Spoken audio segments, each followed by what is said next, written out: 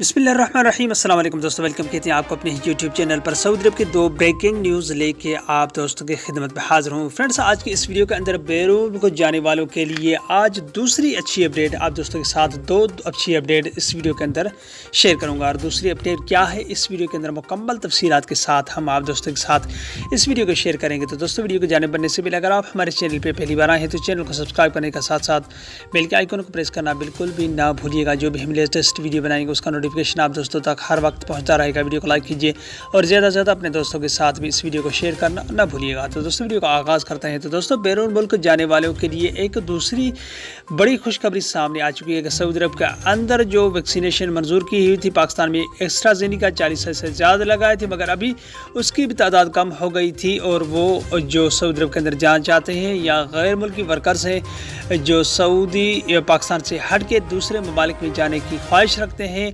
तो उनके लिए एस्ट्राजेनेका लगाने की रिक्वेस्ट मंजूर की गई थी असद उमर की जानिब से। मगर अभी मोडिना और फाइज़र भी सऊदी अरब के अंदर से जो पाकिस्तान में अवेलेबल है वो भी आप लगा सकते हैं। और दूसरी अपडेट ये अच्छी अपडेट है कि पाकिस्तान के बिलाल अकबर हैं जो कि पाकिस्तान के सफ़ीर हैं सऊदी अरब के अंदर अभी मौजूद हैं।